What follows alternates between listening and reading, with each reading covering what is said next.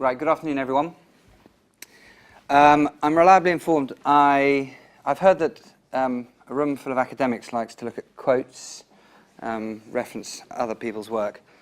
And I, being a long way away from an academic, put this up more for your delectation rather than anything else. But in looking at it and looking forward into the future, Rezatec is trying to answer a few questions in a cost-effective way about what might happen environmentally to us moving forward, and being able to then monitor land assets, essentially, and create decision support tools that might be well used by the commercial sector, not just academics and institutions and organizations, but also end users in the commercial world that can then apply them sensibly, sustainably, efficiently and cost-effectively into their own working and daily operational procedures. And so Rezatec was born out of academia and the research that was done into how you might monitor carbon in forested land specifically in a more efficient way, so as to then be able to identify the level of stock, of carbon stock held within forests around the world, and looking at applying that and monetizing that for the purposes of carbon credit trading, alternative asset investment, and creating a natural asset for national governments and so on and so forth. And Rezatec was formed on the back of trying to apply software to that. And my background has been based mainly out in Africa, working with developing economies, looking to protect local industry after a crisis or a conflict. And to combine that with some software knowledge that the team that we now have has, into looking at a fairly agnostic approach to incorporating space data and satellite imagery and then applying some sensible analytics to that so as to start answering some basic questions that the commercial world can then purchase effectively and adopt into their own modeling and business decision making. And so what we look at is a variety of different airborne sources, which is at its high end satellite imagery, but we incorporate also UAV and other above ground sources, and combine that with anything else that we can get hold of. And so what we've tried to do is put together a very sensible set of software platforms which can then be taken to the end user and the front end, which I'll explain a little bit in more detail a little bit later on, take to the end user, for the end user really to determine what it is hoping to get out of all of this. So we're not trying to impose on an end user a set of predefined software packages and data products. We're also aware that, especially in the commercial environment, they're not desperately concerned about where the material comes from. They're much more interested in how useful the end output is. And it can be a little overwhelming given the amount of data that is now available from satellites and other sources in order to start using that analytically to answer questions. So they're much more inclined, in our experience, to say we're not concerned about all of that. That is very complicated for all of us, and only very clever people should deal with all of that. What we want is to know how much sugar beets we're going to have at the end of the growing season, or what we want to know is the weather, based on some historical factors, going to affect my decision-making moving forward? And we want models and front-end systems that can help us answer those questions. And sometimes they already have them. They already have something which may not be working as efficiently as they would like, but they have something. So they don't want another platform. What they want is a series of complementary data sets. They don't want the source material. They want the analyzed data sets, which they can then integrate directly in. And so what we make available is in consultation with the client, and the client is, we'll speak to anyone, so whether that be a government institution, private sector, public sector, so on. But we charge for what we do, and we ask them what they want, and then we try to the best of our ability to deliver that. So if it is just a series of data products which are going to be integrated, that's what we get, or we provide. If it's a holistic system where they need the front end as well, then again we work with the client and we can try and help them build that. And the reason why I'm here today is because a great deal of the support that we have had in order to get us to this point has come from Imperial and through the climate kick. Now Richard Templer, Professor Templer, is not here today. He sends his apologies. I had an email from him about an hour and a half ago. He's been taken ill, so he won't be here today. But I spoke at the Incubation Award for EcoConnect's Cleantech Innovate, which is essentially a platform for very, very small companies like mine who are less than a year old to put their proposals forward and then be identified as perhaps a company to watch moving forward. And there were 90 entrants in that, and the winning prize was a €20,000 incubation award with the Climate Kick, who I had never heard of before we applied for this. And in early 2013, when we were just about a year old, we won this competition. And Andrew Burford from the Climate Kick contacted me and asked me to come down here to Imperial, at which point we really learned the impact of what we were then going to be able to do over the course of the next year and moving forward. So as an SME, we got support in 3 stages. We got a base here at the incubator, so we can come and use hot desking space here for free. We can bring clients here, and you cannot underestimate the value that has for a tiny company like us, trying to spend as much of the money that it can get hold of on developing its software rather than office space and entertainment and clients and all of that sort of stuff, all of which are important, but which just eat up any cash that you may have. And over the course of 2013, we received 95,000 euros from Imperial, an enormous amount of exposure. We got introduced to the sort of the Imperial network, and there was the likes of Dr. Jeremy Wood, who we're now doing some work with on a project in Brazil, and various other opportunities which have come our way. And that's enabled us to grow, bring in more clients. We started with 6 at the beginning of last year. We've now grown to 10 permanent staff with an outsourced system of or a network of employees. We're shortly due to move that up to 12. And we spent the year making sure that what we had been doing in the previous year in building our software was actually something that the end users were going to have interest in. And we spent a lot of time with the Climate Kick here, interrogating what we had done to date, the focus around carbon and how relevant that was going to be commercially moving forward for both the short and the long term, and where else we might be able to apply this. And as of yesterday, this slide is now out of date because we applied to become a partner of the Kick based here, and were accepted yesterday, and that opens up another arena of opportunity for us as a small company to collaborate with the likes of NPL, who I can see here today, and we've got some work that we're putting together for them. That was through an introduction here at Imperial, and also there's an urbanized platform which is seeking funding at the moment in collaboration with Imperial called Resilience.io, and we're involved as the data set providers on that. But in so doing, it enabled us to branch our portfolio out into an offering that really had 4 key verticals of food, energy, water, and forestry.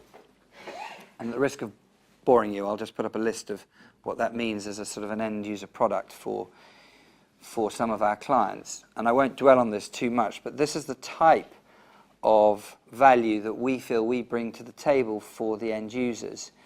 And so when we're having our discussions with them, we can talk about decision support tools or carbon auditing for energy companies or carrying out some forestry inventories and so on. And really, the driving force behind a lot of what we do is the need already exists and to a certain extent is already being done, but the cost to do it effectively and regularly and to keep it up to date becomes prohibitive, and then things don't get done so often. And by being able to incorporate a much more scaled version and using satellite imagery and the quality now that is able to be analysed and data can be derived from it, enables us as a very, very small company to start punching slightly above our weight in terms of providing quite useful stuff for very, very large companies. So on our books now, we've got clients in all of these key areas, and I can just touch on a little bit from each one, just to give you a flavour of the kind of work that we're doing. And some of it is in fairly early stages, a lot of it is under proof of concept. But what we're finding is exciting is that the end users are engaging now because they see the value of finding ways in which to use this constructively within their own organisations. So British Sugar, for example, is a company that has the monopoly on sugar beet in the UK and has been, over the past few years, developing its own model to try and forecast, to some extent, how much yield they'll get at the end of the growing season. And it's been not successful. It would be how to describe that. And so they're looking for partners to come in and help them. And this is exactly where a small company like us can really focus and help. Because again, they don't want to go off and have to do all of that research element to finding what might be most appropriate for them in terms of soil and climate and satellite and airborne and UAV and whatever it might be. But they are interested in having those elements and data products incorporated into their model. So that's what we're working with them this year, and it's going to be, I think, their largest crop, not because of us, I might add, because of the weather, which I have less control over. But what we are able to do is to incorporate the data that they're receiving into it to try, as of next year when this gets rolled out, to try and bridge that gap, that reconciled gap between what they yield and what they had forecast to yield, and that helps with their supply chains, the forward selling, and so on.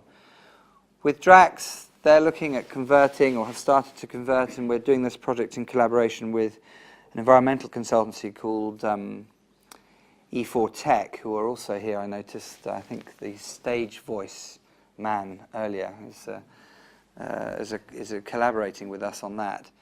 And they are looking at change cultivation, moving from using fossil fuel over to wood pellet biomass, and are getting a lot of pressure internationally from the impact that's having on the environment, which they consider to be unfair. And it's not really something that they can prove themselves. It will become, it would be deemed to be too prejudiced. So they've gone outside of their company to ask for an objective study to be carried out. They're not denying that what they do has an impact on the environment. What they are in dispute about is the level of impact that they're being blamed for and the mitigation attempts that they're taking to them. And we're looking at that change cultivation, and it's involved in some case studies that are taking place in North America. With the European Space Agency, we've been working with them for about a year now, looking at peatlands and wetlands from space, mapping them. And what we found was that there are maps out there, and if you look at GFW site or the World Resource Institutes, there are some quite useful tools, open source tools. But our clients are saying to them that they provide a level of value, but when they start drilling down into asking questions that they actually want to know, it's not rendering them with enough information, and that's why they've come to us. The European Space Agency was very proactive, and again, I see somebody in the audience today who we spoke to about this very, very early on in terms of trying to get this project off the ground. We're quite interested to see this being piloted out in Indonesia, which we've done over the last year. It's been a success, and this is now moving towards, we hope, a rolled out version in 2015. So as to really build up a much more accurate picture around the world, and this is the real value of satellite imagery as far as we're concerned, is that you can scale it up without limitation to provide really decent and useful information around actually where the peatlands are. And we've been speaking to some of the water companies in the UK, and quite often they haven't got decent maps of their own territories and as to what is peatland and what is not. So there is ideas, but nothing too specific. And we're just really trying to assist them and make that a little bit more accurate for them. And then just finally, within Global Witness, there's some very, very impenetrable areas of the world that only above ground information is really useful for. And they were looking at deforestation issues. They came to us and said, are you able to help us with one or two areas? We were able to identify things that was then validated from the ground. And we were able to put in, as it were, some segmentation algorithms so as they can identify change and land use change over relatively short periods of time. That got then put over to the UN's Big Climate Data Challenge, which is ongoing at the moment, and we've recently been contacted by them as a result of the report that we wrote for Global Witness, which is online somewhere. It's out in the big wide world now. They're working with the Packard Foundation on the value of big data and trying to encourage it to be used in a much more constructive way, and they're citing our report as being evidence of this. I said earlier that the front end is something which we are able to assist with. We're not a GIS company. We think that ship has sailed. So geographic information systems are well represented by companies around the world. But as a platform which people can, if they're only interested in data sets, they can interrogate through us. And what we're able to do, therefore, then, is, as software guys, is to draw in data sets from other sources so that the client can use on one dashboard stuff that they may already have, combine it with stuff that we already have, and start making it specifically useful for them. So this is a mock-up of something which somebody might use down in Indonesia, but it's a reference to peatlands, and the colours associated with them are the depths of peat. And this is taken from the WRI site in terms of the regionality, and sort of 1 metre being no peat, green being no peat, and brown being 1 metre peat, and whatever it might be. But the point is the clients have come to us and said, that's great, that's fine as one level, but I mean, it's just not detailed enough for us. And we've got small concessions in there, and we need to really drill down, and we need a lot more detail. We need to actually make this useful for us, use it, and we're prepared to pay for that. And that's where we come in. And that high resolution capability is something that we're quite happy to go off and analyze and source. And as a company that's not the provider of the initial data, we're agnostic to where it comes from. That's always been our mandate, to try and be useful regardless of the source. So we're not incentivized to go off and get very cheap or very expensive. We only charge for the work that we do it. So we want relationships with both the public and the private sectors, the Airbus and so on, Digital Globe, or the European Space Agency and NASA, so as to be able to source that data on a case-by-case, because depending on the output it needs, different sources are most appropriate, and it's our job to go off and find those most appropriate elements of it. And so just really to wrap up, as a company trying to provide solutions, a lot of what we do exists out there already. And as I've said, that all we're simply trying to do is to provide it at a much more cost-effective way, and that's why we've attributed software data analytics to satellite imagery. And when you start combining the various elements of geospatial data analysis with predictive analysis capability and being able to build that into a tool where you can interrogate it with a number of different questions and looking at local level analysis from anywhere in the world and not needing any infrastructure in order to do so, just access to the internet, and having some sort of processed data leverages of all the major types, then you start to have a compelling argument to go to the end user and say, we can be that provider for you, as long as we can sit down and have that discussion and see whether or not the kind of end user products and the data information that you're looking to use and incorporate into your own organizations is something that we can provide for you. And those combinations make us somewhat unique by being able to bring all of those into one environment. Thank you.